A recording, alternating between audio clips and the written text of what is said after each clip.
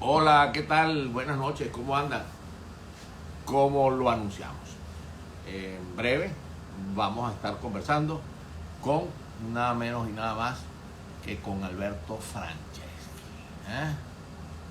Vamos a esperar que me aparezca en pantalla.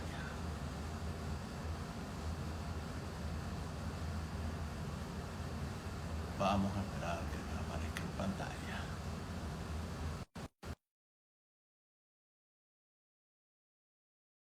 Al, al aparecerme en pantalla, vamos a comenzar esta conversación que les aseguro va a estar interesante. Aquí está don Alberto Franceschi. ¿Cómo le ¿Qué va? tal, querido amigo? ¿Cómo andan las cosas? Tiempo sin conversar contigo, pero siempre te escucho y te veo y te sigo, ¿ok? Y alguien que te sigue bastante también es alguien que no es muy querido, pero pone las cosas que le convienen, no las cosas como son. Me refiero a este tipo de los miércoles que ni siquiera vale la pena Ah, nombrar. ya soy loco, me tiene a monte. Toda la semana, hace 2 años me sacan toda la semana. Está bien. Mira, Alberto, yo Ajá. no te voy a presentar porque aquí en Venezuela, yo lo he dicho, cuando se escriba la historia contemporánea, que se debe estar escribiendo, tú vas a llenar, o tu nombre al menos va a aparecer en varios de esos capítulos. ¿eh? Tú no estarás Este, exagerando, chico. no es exageración, a lo mejor aparece por ahí en un ladito, una cosa, ¿no? Ah, bueno. Mira, Alberto, yo titulé esta conversación e invité a la gente a escuchar, porque aquí pareciera que la gente se le olvidan las cosas o siguen escuchando un solo discurso y no recuerdan la historia. Yo te quiero, ojo, algunas veces yo he coincidido contigo, otras tantas no, al igual tú conmigo, pero siempre te tengo respeto y eres una persona a quien hay que escuchar. Se coincida o no, pero sabe que es lo bueno de cualquier persona, que defienda sus convicciones con argumentos. Ya. Bueno, yo lo titulé para ver cuál es la ruta que puede definir Alberto Franceschi para la salida de este berenjenal. No te la puse nada sencilla, pero la gente le gustaría escuchar a ver cuál es la ruta de acuerdo a Alberto. Ya. Mira, el problema es que faltan 2 minutos para las 7:30. Los que se conectan entre 2 minutos Bueno, entonces se van a, vamos a ver. Tú, se van a perder la ruta. es verdad, faltan 2 minutos. Entonces, mientras tanto, Alberto, hay que decirle a la gente que tú no estás en Venezuela. Pero hay que decirle a la gente que tú no estás en Venezuela porque estás haciendo turismo, no es eso. Que tú no estás en Venezuela porque si te quedas aquí, en Venezuela, a lo mejor no tendrías oportunidad de comunicar lo que estás comunicando. Ya, párate ahí. Yo me vine el 2012 en diciembre. Ajá.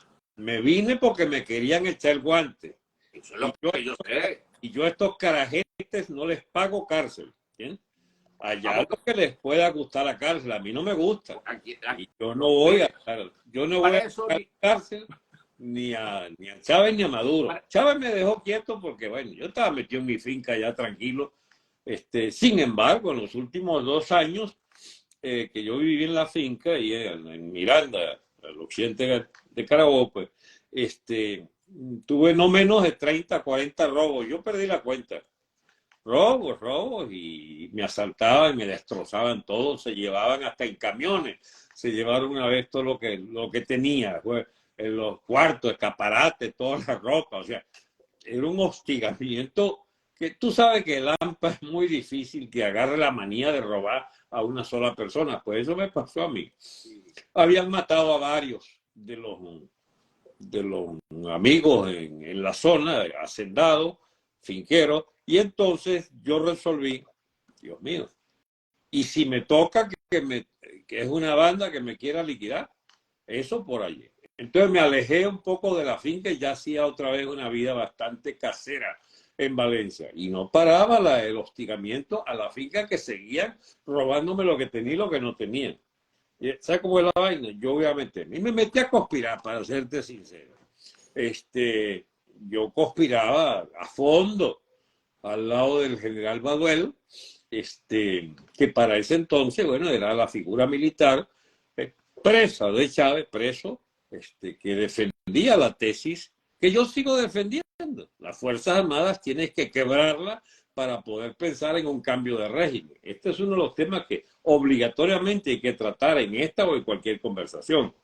Entonces, empezó el loco de Lojilla, sin, digamos, sinvergüenza ese, no sé cómo llamarlo ya, Mario Silva, a decirme que la fiscalía tenía que intervenir, que yo no podía seguir diciendo lo que me da la gana para irrumpir contra las instituciones y qué cosa. Bueno, yo ese señor lo escuchaba. Decía, este carajete va a echarme una vaina, como se le echaba a muchos. Y entonces, y yo como que me voy a, como decimos en el campo, yo como que me voy a di. Entonces, me fui porque ya para ese momento habían pronunciamientos casi oficiales de que querían echarme una vaina y pasarme a la fiscalía también. Con lo cual me permitían, digamos, por lo menos vivir. Yo había hecho muchísimos videos todos esos años, había hablado en cuanto programas me invitaron, ya me invitaban cada vez menos porque era peligroso, mi lenguaje no les gustaba mucho. Yo fui ensalzado por Globovisión el primero 2 años iniciales de Chávez y después hundido en el más absoluto ostracismo, por no hablar de Radio Caracas y de todas las emisoras habidas y por haber. Me borraron. ¿Qué hago yo aquí? Limpio, con la agricultura quebrada, la finca quebrada, ¿cómo se llama? Las dificultades para producir cada vez más grandes. Y además estos carajos quieren perseguirme sin probabilidad ¿cómo se llama? De ejercer una influencia de opinión. Yo como que me voy. Y me fui. Oye, pero ya va, Alberto, pero tenían razón de perseguirte. Si estabas conspirando, compadre. No, pero ellos no sabían eso. Bueno, después fue que yo mismo lo dije, pero ellos no dijeron. Ah, ok. Mira, Pablo, por cierto, mi mujer me trajo un cafecito, chico. Yo me lo voy a ver aquí contigo. No te puedo brindar. Pero no, vale, aprovechando la informalidad. No, dale, tranquilo, por supuesto. Esto es totalmente informal, Yeah. pero muy visto. Y esto es tan visto, Alberto, que esto queda colgado después y lo subimos a YouTube y la gente lo ve. Y lo ve y bueno, tendrá sus comentarios a favor, en contra, otros no le pararán, pero me gusta recordar muchas cosas y me gusta escucharte a ti en este momento. Bueno, tú sabes que hemos coincidido mucho y otra vez yo decidí algunas cosas que a lo mejor no las compartes tú, pero hay mucha gente que te sigue y yo sé que el cerco, inclusive de Instagram, de YouTube o de esto, cada vez se hace más estrecho y cada vez se le dificulta más, inclusive a personas como yo, poder hablar contigo, porque van desapareciendo esas personas porque dicen, mejor no hablo con Alberto, no me vaya a rayar. O mejor tú no hablas con Pablo, no te vayan a tildar ahora de comeflor. Ajá. Porque sí, así ahora me dicen de vez en cuando, pero bueno, profesor, usted como que se convirtió en comeflor. No, lo que pasa es que uno debe analizar las cosas y debe actuar con sentido común o con sensatez en algunos casos. Pero tú eres una mente que a la gente tiene que escucharte para que compare. Y por eso vuelvo e insisto, que ya son más de las 7:30, Alberto. ¿Cuál es la ruta? ¿Cuál es la ruta, según Alberto Francesco, que está en el exilio, para poder tratar de enrumbarnos hacia una Venezuela que es la que tú sueñas y la que yo sueño y la que yo creo que todo el mundo sueña? Lo que pasa es que a la gente le gusta escuchar soluciones inmediatas. Pues yo les tengo una muy buena y una muy mala noticia. Y las dos se las voy a dar hoy mismo. Esa ruta ideal, para llegar a la reconstrucción de la democracia política en Venezuela, no solo no existe, sino que está sepultada para siempre. Porque Esa es la muy mala noticia. La buena es que si este Estado, que está destinado a resquebrajarse, a podrir todo y a fracturarse, abre una brecha a lo que queda de las Fuerzas Armadas, sin ninguna garantía. Yo no hipoteco, digamos, un gramo de prestigio a apostar a las instituciones armadas. Pero ahí queda un hecho, que es la historia de Venezuela y de muchísimos países del mundo, donde lo que se haga dentro de las Fuerzas Armadas, si lleva a una ruptura de esa fuerza, se derrumba el Estado, se derrumba la institucionalidad despótica, en este caso del chavismo. A ver, vayamos a nuestra historia de Venezuela. Los cambios, no de gobierno, que los hubo de todos los tipos. Hablo de los cambios de régimen que contienen las formas de gobierno. El primer cambio de régimen del siglo, ya no contamos que Cipriano Castro insurge con su famosa revolución allá de los 8, en 1898, y que llega a Caracas y le pone la mano al poder, tenía de lugarteniente, de ministro de defensa de su gobierno, que, bueno, lo ponderaron como el primer nacionalista, etc. Las potencias europeas trataban de hacerle un cerco para cobrarle las viejas deudas. Y los yanquis, inaugurando el siglo yanqui de la América Latina, se me van de aquí. No quiero tus torpederas ni tus barcos ni nada. Me deja quieto al amigo, ¿cómo se llama? Cipriano. Y bueno, así Venezuela inauguró simultáneamente el no ser pasto de una intervención militar directa extranjera y al propio tiempo una especie de sumisión ad eterno de la diplomacia norteamericana. Pero Castrico dura 2 años, 3 años más, porque su ministro de Defensa, que lo había ayudado a liquidar todas las montoneras y guerrillas en Venezuela, Juan Vicente Gómez, aprovecha que este hombre, que no tenía muy buena conducta, que llama, se enferma de los riñones, chicos, y entonces se tiene que operar en París, no sé qué cosa. Y Gómez aprovecha para dejarlo afuera. Ese es el primer cambio del régimen en el siglo XX. Aunque en estricto sentido era de régimen porque hay instituciones, digamos, si no nuevas, distintas, manejadas por Gómez. ¿Entiendes?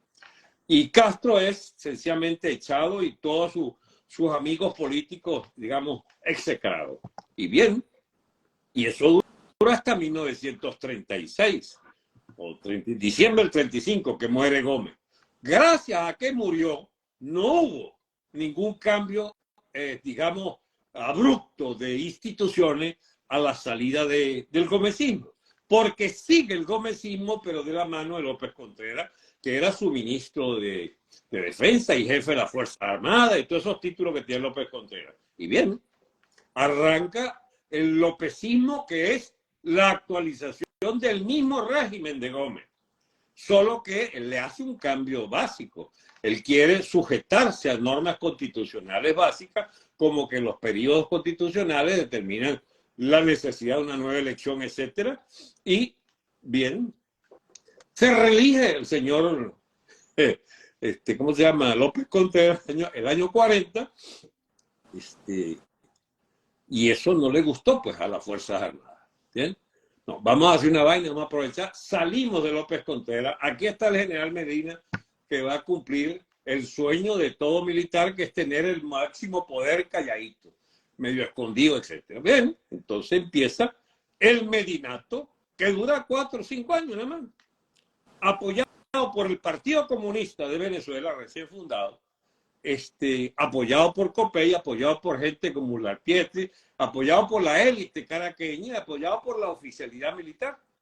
Y eso llega hasta octubre del 45, cuando con oficiales de las Fuerzas Armadas, Pérez Jiménez, Vargas, Llovera Páez, etcétera, Delgado Chalbó, dan un golpe y buscan a Betancur para que lo presida.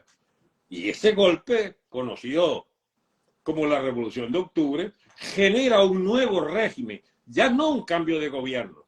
Y lo que prueba que no era ni siquiera un gobierno estable es que el propio Betancur es el que está dispuesto a los año y pico a renunciar a eso, luego de haber hecho una constituyente que es la que moldea la democracia moderna en Venezuela y permite la elección popular por primera vez con analfabetas y con mayores de 18 años, elegir sin tomar en cuenta ni fortuna, ni cuna, ni nada de eso. Ni sexo. Ni sexo. También las mujeres eligen. Es muy importante lo de las mujeres, exacto.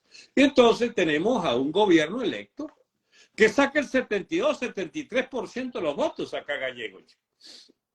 Ya haberte dicho esto sin explicarte por qué en Venezuela se cumplió ya leyes de la ¿cómo se llama esto, chico? De la dialéctica de imperios, de las oposiciones de los imperios, que determinaron que los partidos comunistas en América Hispánica apoyaban a los gobiernos pro-yanquis de la zona y obstaculizaban a los que no fueran pro-yanquis, como fue el caso del Partido Comunista de Clodovil allá en Argentina contra Perón. ¿Bien? Entonces tenemos un gobierno apoyado por los comunistas en razón de que la Unión Soviética era aliada de Estados Unidos en la guerra contra el nazismo. Y hasta el 47 ese entredicho de esas alianzas mundiales no permitían una línea contraria en América Latina, menos aún en Europa, donde todos los partidos comunistas ayudaban a reconstruir los estados capitalistas europeos. Verbigracia, De Gaulle, con el vicepresidente Maurice Thorez, que era el jefe del Partido Comunista, en Italia el conde Ciano, con Palmiro Togliatti, el partido más importante de Occidente, Partido Comunista, y bien, y hay todo el fenómeno de la Guerra Fría que empieza el 47, Estados Unidos se radicaliza y entonces tolera en América Latina, tolera o impulsa o induce a que después de todas esas experiencias un poco, digamos, heterodoxas, para llamarla de alguna manera, originales, pues de Gallegos y de Betancur y tal, saquen esos carajos de ahí. Y ponen Delgado Chalbaud y Pérez Jiménez otra vez. La gente a veces le atribuye a Pérez Jiménez el asesinato de Chalbaud el año 50. No es cierto. Chalbaud lo mató un aventurero llamado Rafael Simón Urbina por viejos pleitos de no sé qué cacicajos, etcétera. Y además no fue que fue a matarlo, fue en el secuestro que le querían hacer, lo hirieron en una pierna y se las desangró en el carro. Bueno, el 48 entonces, a pesar de que Gallego había ganado las elecciones con el 72-73%, le dan un golpe a Gallego y se inaugura otro régimen. Ese sí es otro régimen, distinto al que monta Betancur con los partidos políticos. Y bien, esa experiencia pasa por la prueba de la constituyente del 52 y llega al 58 en medio de remesones internos que Pérez Jiménez detecta y así lo declara, y yo le creo, que él no podía echarle plomo a la juventud militar que estaba alzada ya de hecho o ganada a la opinión de que el gobierno de él debía terminar. Y no pelea, Pérez Jiménez no pelea y se va. Cuando se desarrolla el proceso del primero, que empezó el alzamiento de Maracay con Martín Parada, más todas las conspiraciones de Hugo Trejo, etcétera, más todo lo que hicieron los militares en estos 23 días de enero del 58, llevan a la conclusión a Pérez Jiménez de que mejor él se va. Y habiéndose ido, se hace una pantomima allí que la llaman la insurrección del 23 de enero. No es una huelga política, efectivamente sí la hubo, pero una huelga celebratoria de que los militares se habían ido y de que habían dejado el peligro, no sin antes dejar a un militar, a Wolfgang Larrazábal, como presidente de aquello. Entonces, esa transición es importantísima, la del 23 de enero, porque no es verdad que hubo una persecución y no, ahí hubo casi un pacto institucional de nosotros vamos a tolerar que ustedes vuelvan a la experiencia del 47-48 con lo que fue el gobierno gallego, que haya elecciones, que ganen los partidos, que dirijan los partidos, pero nosotros somos garantes de este proceso, los militares. Y se inicia la llamada democracia de Venezuela con el famoso 23 de enero, idealizado, hecho un mito entre los venezolanos según el cual nosotros somos hijos de una gran insurrección. Y sí es posible que podamos llegar a la conclusión de que sí hubo una efervescencia civil al lado de una insurgencia militar, que es la que percibe Pérez Jiménez Guevara y se va para el carajo. Entonces, no es que no sea necesaria un malestar civil y una efervescencia civil, pero sin los militares no se hubiera ido Pérez Jiménez.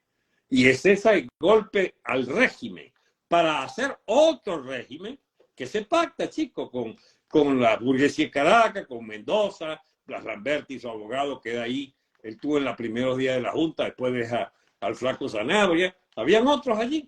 Y sacaron desde el primer día a Casanova y al otro general que eran, o coroneles, que eran del Pérez Jimenista.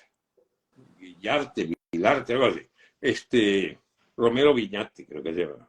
Lo sacan y entonces quedan los institucionales, digamos, los institucionalistas, los partidarios de que volviera la llamada democracia de Venezuela. Y evolucionó tanto el panorama que todo aquel que se insurreccionó en guerrilla fue perdonado y devuelto a la civilidad, a la alternativa de conquistar el poder civil. Pero peor todavía es que los militares que se alzaron fueron tratados con guantes de seda. Entre ellos, y ahí el Diosdado puede echar sus cuentos de cómo eran de liberales, pues las condiciones de su prisión. Hicieron lo que da la gana en esas cárceles, digo. Tenían redes de información y las conspiraciones quedaron intactas, etc. De manera que cuando sale, se le presenta a Chávez la tesis de qué hacer, y lo saca Caldera, ¿entiendes? Porque Caldera entendía, mucha gente lo trata injustamente, de que era un viejo capitulador. No, Caldera lo que hizo fue una medida de Estado. Es decir, ¿cómo garantizo yo que puedo gobernar tranquilo 5 años y cómo volver a encarrilar esto hacia el régimen del 58 para acá? Vamos a perdonar a estos fascinerosos de Chávez, y de paso era lo que le pedía más de la mitad de su gobierno, que era el llamado chiripero. La gente se olvida a veces del chiripero. El chiripero tenía la contextura de una fuerza significativa. Era la izquierda que empezaba por primera vez desde el año 58 a tener influencia. La primera la tuvo con la gente de Domingo Alberto Rangel, el MIR, y el ARS también, el grupo del PRN de Ramos Jiménez, o del propio Prieto. Todos esos izquierdosos del año 60, Betancur los aparta y los echa del partido. Pero cuando vuelven otra vez el 98 con Caldera, estamos ante la eterna izquierda que busca un alero, digamos, dentro de la institucionalidad del país. Y así tenemos esos 5 años de Caldera, chico, con Pekov de ministro, chico. Pekov, el ideario de Pekov llega al poder de la mano de lo que es la revisión de todas las posiciones de los comunistas y los marxistas. O sea, cohabitar con la burguesía de Caracas, cohabitar con el régimen político que resultó de todo ese peregrinaje de 40 años de democracia, y tenemos entonces la Venezuela, chicos, de Caldera, que es la Venezuela de transición para poner a Chávez en el poder. Porque se sabía que Chávez no quería sino ser ungido por su gente de las Fuerzas Armadas. Entonces él acepta ser parte de la marramucia electoral, pero lo que estaba en plan desde el principio es este régimen de Maduro Chávez. Este régimen estaba ideado por un carajete llamado Ceresole, que era el principal asesor de Chávez y que estuvo en Argentina y lo reclutó por allá porque Chávez fue a visitar los famosos Carapintada, que eran fascistas, chicos, de extrema derecha, los tal Carapintada. Después, en su cabeza revuelta, hizo una fusión entre los Carapintada y Castro, y el castrismo, pues. Y Castro, que había sido un proadeco completo y total, y procalderista, que fue el que renueva las relaciones con Cuba, etcétera, termina convencido, chicos, después de todo, a mí me interesa este loco también. Y se pasa al Castro, se pasa al chavismo. Chávez no era castrista, lo hace castrista. El proceso, digamos, de cerco que había contra él, y Castro ya adivina que este tipo le puede ser útil. Y arranca con aquella famosa visita a La Habana la hegemonía pues, de esas ideas que habían sido abandonadas de los 60, pero que habían sido recapturadas por el chiripero y por la transición que significó el voto por, ¿cómo se llama?, por Pietro Figueroa, el voto por la causa R, que se sigue diciendo que fue un fraude, que le hicieron fraude ¿cómo se llama?, a Velázquez, etc. Eso es una apretada casi vulgar, el resumen que puedo hacerte de todos esos años. Pero lo que sí queda constancia es de que hubo un cambio de régimen en el 58 y hay un cambio de régimen a partir del 99, que es que la clase política de Cocopellana y la burguesía de Caracas, que es la líder del proceso de las propuestas empresariales del país, decide pactar con Chávez, chicos, y entregarle el país. Y el tipo más astuto y más clarividente de toda esa vaina tiene una ala izquierdosa, que es el periódico El Nacional con Otero Castillo, y una ala muy prostituida, que es el ala de Cisneros. Y montan esa coalición, Cisneros con su Venevisión y el Nacional de Otero Castillo, y montan entonces, chicos, nada más y nada menos que la Operación Chávez a nivel de los medios. Y los Golton se pegan y se pegan innumerables empresarios, Pro Venezuela con Chervini, etcétera, etcétera, y te montan la Operación Chávez. ¿Qué querían? Querían, chicos, otra vez otro reparto, porque no le había ido bien con los últimos años en que las exigencias de la competitividad a nivel internacional imponían serios ajustes a una burguesía venezolana acostumbrada a que la protejan, la mimen y le den mucho real para tener al lado de los gobiernos. Y se hicieron hipercorruptos, si hay sospecha del narcotráfico en la cuenta del Banco Latino, es decir, aquella crisis bancaria famosa está llena de toda clase de corruptela, el Banco Industrial por 10ª vez lo quebraron, es decir, empieza un proceso que lleva a la alta burguesía bancaria a pactar con Chávez y la gran burguesía, digamos, gran burguesía en Venezuela es relativo, es un capitalismo raquítico, eso nos lleva y trae de Miami, entiende que hacen real allá y lo invierten acá, sobre todo en Estados Unidos. Bueno, esa burguesía, mi amigo, resuelve que Chávez es lo mejor que puede hacer. Y nos echan ese vainón de instalar ese carajete que tenía ideas atrabiliarias, pero muy definidas. Él quería un gobierno para él, un régimen para él. Inicialmente jura, promete, etcétera, que va a ser un gobierno, pero en realidad él quería otra vaina, él quería lo de Cerezoles. Fuerza, ¿cómo se llama? Ejército, gobierno, ejército, pueblo y gobierno, tiene que ser una sola vaina, etcétera, etcétera, y monta, chico, ese mamotreto, que es ese papel triste, que tú lo ves en foto mejor que nadie cuando hacen la Rochela esta que monta Diosdado todos los miércoles, a veces exhibe 40, 50 militares allí, chicos, de la alta oficialidad. ¿Y de dónde viene esto? De la putrefacción del régimen político de la llamada Cuarta República. ¿Hacia dónde va? Bueno, se les murió Chávez en el camino. Entonces quedó guindando esa vaina, dependiendo políticamente de un régimen como el cubano que está podrido hasta los tuétanos, llevando miseria y terror a lo que queda de la mitad de la población cubana que queda allá llevando vaina, y a su vez produciendo en Venezuela otra vez el mismo camino de Cuba hacia el aislamiento del país, la desinversión masiva que impide que haya capitalismo, pero hay una diferencia sustancial entre Cuba y Venezuela. No se eliminó la propiedad privada. Eso es la diferencia entre Cuba y Venezuela.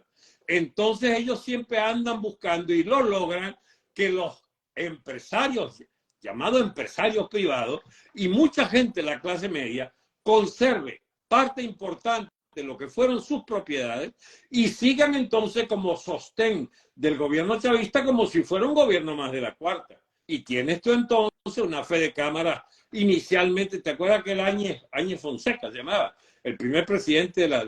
Hugo Fonseca, creo. Bueno, ese Áñez Fonseca ahí estaba, chico, de presidente de Cámara y chavista hasta los tuétanos. esas figuras del empresariado caraqueño. A esos carajetes le debemos, chicos, el chavismo hecho autoridad nacional, a los periódicos, cadena Capriles. ¿Tú te acuerdas del pozo de putrefacción que era la cadena Capriles? Bueno, chicos, son los, ¿cómo se llama? Los que sostienen a Chávez. El diario Última Noticia. ¿Quién dirigió Última Noticia 10, 15 años? No fue aquel famoso director, ¿cómo se llama? Eliezer Villarrangel. Villarrangel, exacto. Toda esta gente, chicos, se repartió el poder mediático, el poder económico, porque el Estado siempre fue para esta burguesía venezolana el magnate que los ayudó prontamente a blanquear sus capitales, a defender su preeminencia en la economía y a disciplinar al país, chicos, con algunas migajas que le tiraban a la gente y sobre todo los palos que había que darle a todo el que se saliera del redil. Y aquí vamos, 23 años después, ahora, la oportunidad que tuvimos el año 98 de quitarnos de encima estos carajos, no pudimos porque nosotros permitimos, y me meto también si quieres, en que nos dieran, chicos, 4 constituyentes de los 131 que había. Es decir, mira la grosería que habrán hecho de burla a la voluntad nacional, la voluntad popular, que de un 40-45% que ellos resolvieron que nosotros teníamos, ellos con el 55-60% de los votos se cogieron, saca la cuenta, 127 de 131. Nos dejaron 4. Y bien, y se ideó esa constituyente que mira llegamos ahorita al 2023. Ajá. La gente, por supuesto, no tiene nada, mucha gente, con el rechazo enorme. Entonces, es verdad, sin fuerza es muy difícil salir de esto. Yo tampoco me imagino, o sea, yo estoy enrolado en esto de la primaria y el acercamiento y los eventos políticos, pero una manera de acercarme a la gente y volver a recuperar la credibilidad y la confianza que se ha perdido y se perdió desde hace rato. ¿Sí? Pero eso debe ir acompañado de una presión. Pero lo que yo no veo, de verdad, Alberto, no lo veo que pudiese ocurrir lo que ocurrió con Pérez Jiménez, o lo que ocurrió, bueno, lo de Juan Vicente Gómez fue algo cronológico, porque así es. Se congeló. El ministro de Armas